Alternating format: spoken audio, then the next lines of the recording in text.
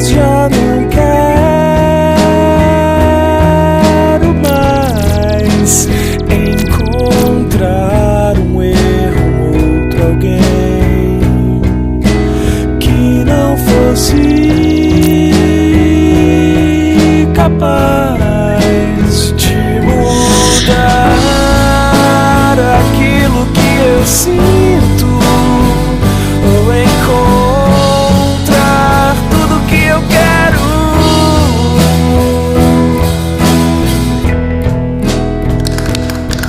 O que você está fazendo, Carol? Eu estou tentando reproduzir essa obra. De acordo com o comandante, foi pintada e apresentada em São Paulo no ano de 1928.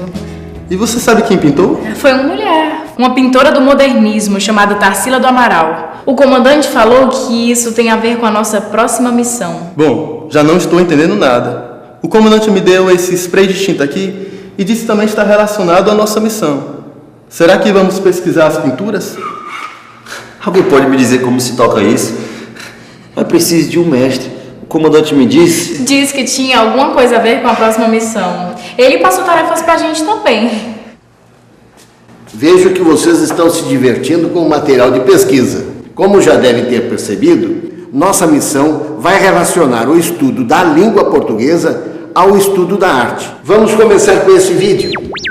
Entre o verbo e o núcleo do sintagma nominal, ou sujeito da oração. Por exemplo, o palhaço caiu. Tem a flexão do verbo na ação do palhaço. Palhaço caiu. Caiu é um verbo que concorda com o sujeito e a quantidade. Mas agora já não temos um palhaço, e sim dois. Então deve-se dizer, os palhaços caíram. Porque temos alteração no núcleo do sintagma nominal, na flexão de pessoa. O verbo flexiona também. Agora é caíram.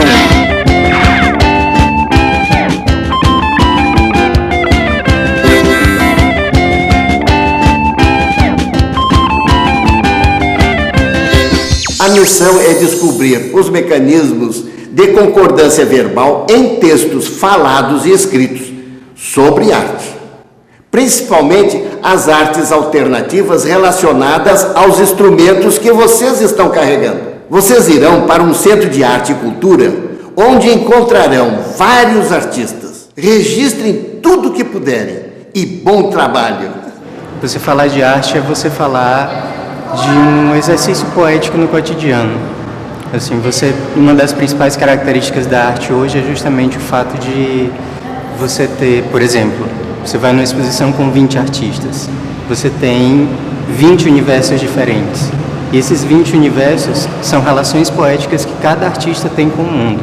Na realidade, o principal desafio é um desafio meio que interno das pessoas. É um desafio que eu acho que tem que ser vencido não só por mim, mas por toda a questão educacional, assim, da forma como as escolas lidam com a arte, né? Assim, se a gente for pensar bem, acho que desde na hora que a pessoa aprende a escrever, ela de certa forma ela retrai um pouco a ideia de relação com a imagem, por exemplo, né? Na realidade, o artista ele não é uma pessoa que produz algo manual, ele é uma pessoa que constrói pensamento.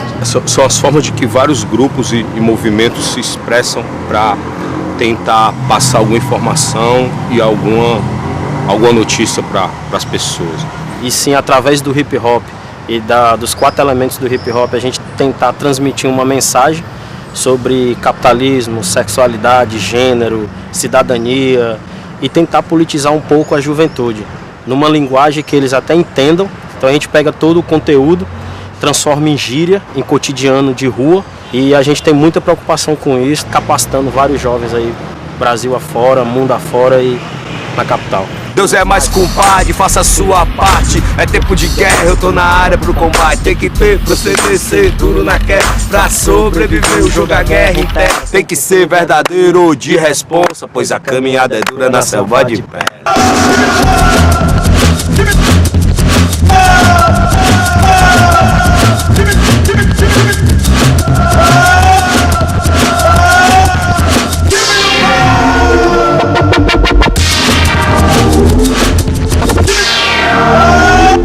A nossa arte não está restrita a uma galeria, a um lugar que você tem que pagar para poder passar um pano e admirar. Então, tipo, é arte que já vem das ruas e tudo, então tem todo um ponto de vista pessoal e social.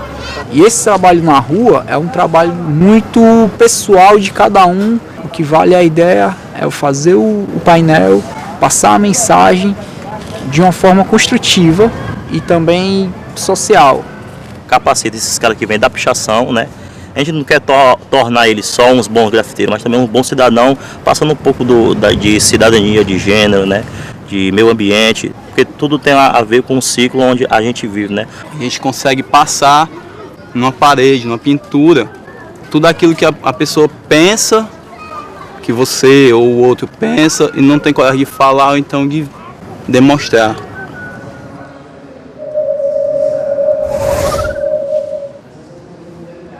A nossa missão de hoje foi muito interessante, com todas aquelas formas de arte. Ai, foi muito legal. Mas, comandante, e a nossa missão de investigar a concordância verbal? Não percebi nada sobre isso. Mas, Rodrigo, foi isso que podemos perceber o tempo todo. Para que uma frase ganhe sentido, as palavras precisam se relacionar de maneira harmoniosa, tanto em relação ao gênero, quanto à pessoa do discurso, e o número, se é singular ou plural. Como assim? Olha só a frase. A arte é uma interpretação da vida. Está no singular porque o sujeito está no singular. Ah, se sujeito é arte, isso eu sei. Isso mesmo. O verbo deve concordar com o sujeito. E como a oração é constituída por um verbo, temos o que chamamos de concordância verbal. E agora eu te pergunto, Rodrigo, e se ao invés de arte, eu falasse artes, como é que ficaria a oração? As artes são manifestações que podem ser encontradas em diversos grupos.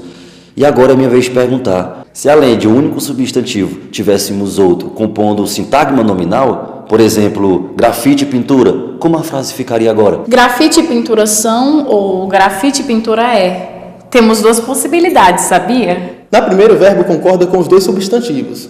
E na segunda, o verbo concorda com quem? Com a palavra que está mais perto dele. No caso, pintura. Mas nas minhas pesquisas, eu vi um verbo que sempre fica no singular. E é tido por essa razão, como impessoal. Que verbo é esse? O haver. Mas só quando tem o sentido de existir, acontecer ou realizar-se.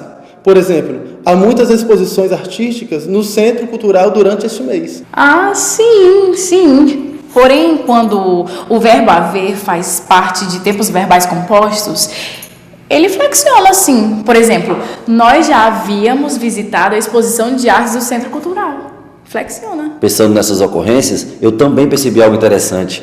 Usa-se muito a expressão a gente. E quando isso acontece, o verbo fica na terceira pessoa do singular. Por exemplo, a gente mora na periferia. Por que será? Porque, de acordo com a norma, a gente é a terceira pessoa do singular, apesar de significar nós. Mas se usarmos a primeira pessoa do plural, nós, precisaremos usar o verbo em concordância. Nós moramos na periferia. Exatamente. É preciso segurar a língua para não confundir a gente moramos com nós mora. Parabéns, tripulantes. Missão cumprida.